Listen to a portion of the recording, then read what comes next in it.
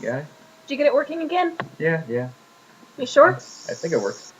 Okay. Okay. You positive? Yeah. It's got the blue light on it. Every time. Always mess with it. Alright, I guess I'll take your word for it. Well, if you can see us, I am Tashi. I'm Wash. And this is Cannabis Talk Time, brought to you in part by PersephoneMagazine.com. Enjoy it, love it, and... It's awesome. Yeah, pretty much. So, on this issue of Cannabis Talk Time, since it is February 14th, Valentine's Day, we figured we'd talk a little bit about love in different respects. Yeah. We can talk about love in, to start with, the most basic, biological, awesome sense, sex. I know, you love it. Who doesn't? Let me just start by saying, again, we'll put our little advocation here up front that, cannabis is for medicinal use only in any state where it has been approved as such. Any other time is strictly a hypothetical situation. That being said, when you have certain medical conditions that cause you to need medical cannabis, it can certainly affect your sex life. Not just talking about the reefer madness type of rumors where it, shrinks off your penis and makes it, wander away. Oh, that's that doesn't steroid happen. usage. That but... doesn't happen. Medical cannabis, however, will definitely alter sexual relations with your partner. That it will. Would you like to just... I had a friend actually tell me, don't ever have sex while high because normal sex will not compare. I'm not necessarily saying that's accurate, but it is a different and, we'll say, deeper experience while you're high as opposed to if you were... Since cannabis can heighten certain senses and dull other senses, it can mean that your brain and body are physiologically able to focus on the pleasure centers more and ignore the pain centers more, which, when you already have a lot of adrenaline and other chemicals rushing through your body from sex to begin with. They mix very well. It's a fun time. Yeah. Not that regular sex isn't. It can be enjoyable for either. But for some people, medicinal cannabis use is really the only way they can get that pain relief enough to experience sexual relations. Yeah. And, if that's the case, talk with your doctor beforehand, but it can usually provide relief for some people so that they can maintain an active and to somewhat normal sex life. When you're a young person dealing with a chronic or disabling or life-threatening disease, one of the few things that no one talks about is sex. It really, it's odd that it's not covered, despite the fact that, from my understanding, this is our sexual prime. And ages 20 to 35, that range. And most of the time, the doctors that come by and treat, I said, will I ever be able to get it up again or anything? I kind of go, no, get used to it. Just kind of. That wasn't true, by the way. That wasn't true in my case. There are some cases, however, where it can be. And they don't really... Medical decisions can sometimes happen so fast that, unfortunately, when you're young, you're limited in your decisions about your future. So if you are in a position where, you have a chronic condition, it's usually advisable to think about ahead of time what you would want in that situation. Next, we can, talk a little bit about love in the other senses of the heart-pounding, sighing type. Considering... Swooning? Yes. That Wash and I are, in fact, coming up on our 2-year wedding anniversary. 1 month away. Yep.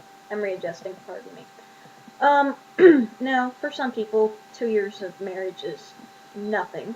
And for those of you who have celebrated many decades more than that, I say really bravo. Like, super bravo, good on you. And yes.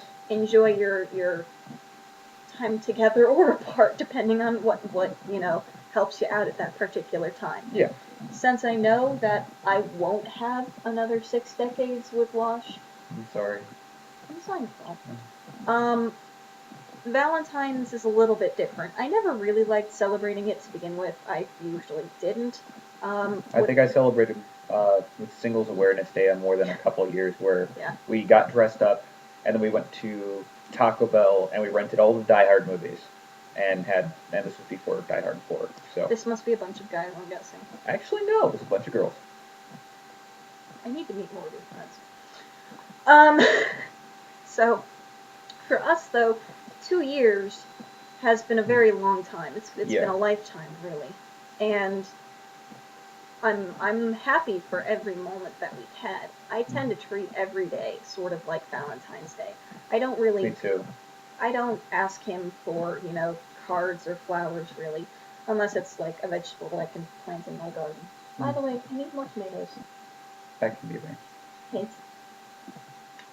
Yeah, see, something like that. I'm not a, flowers that die roses type of a girl. No, it's something I can put in here. For us, though, it's why take one day out of the year to love or to make that love known when you never really know how long your life is? Yeah. If you tell that person that you love them every chance that you get,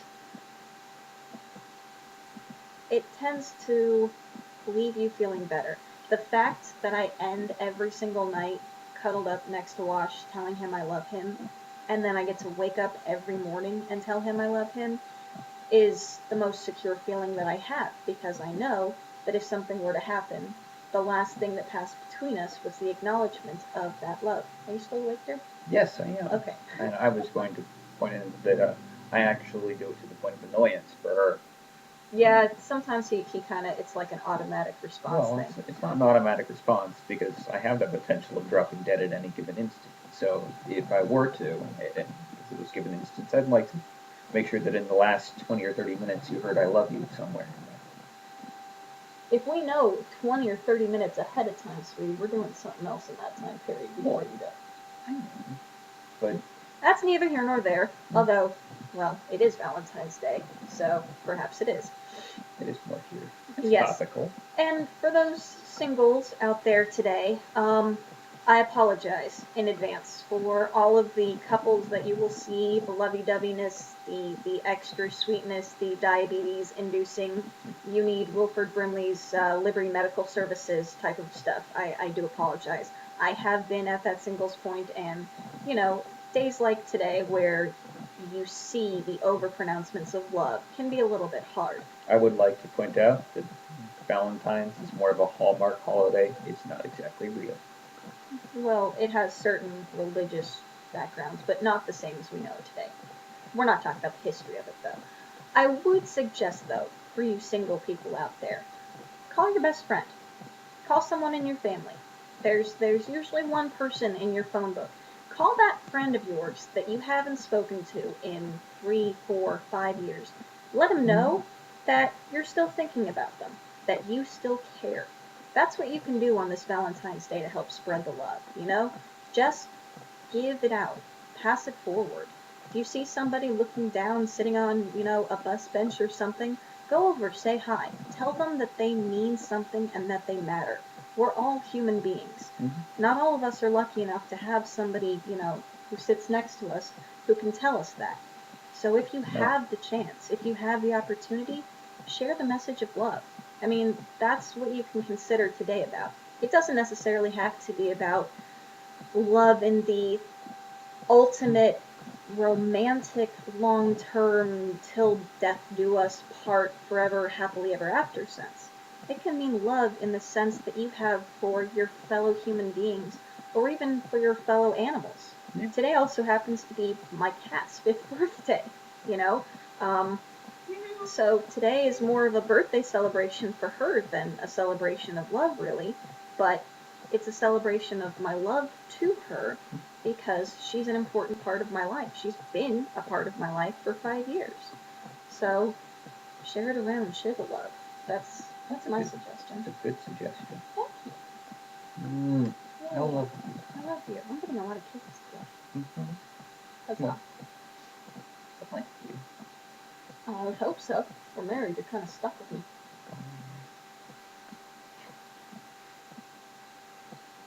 I love it when guys have that response to it. It's pretty happy.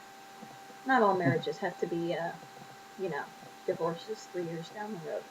Find that person that you can't live without. That's my thing. Fun too. Hopefully they're your best friend as well. Well, at least it's more fun when it's your best friend as well. Yeah. Anything else you want to add? No, I think we've all covered it for this episode.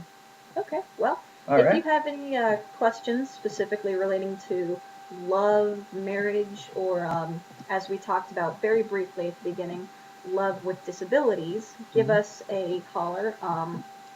You can reach us obviously on our webpage or in the comment section below down on Persephone Magazine, and we'll be happy to answer it when we get back to you. So, hope you've all had a good time, and let me see if I can figure out how to turn this.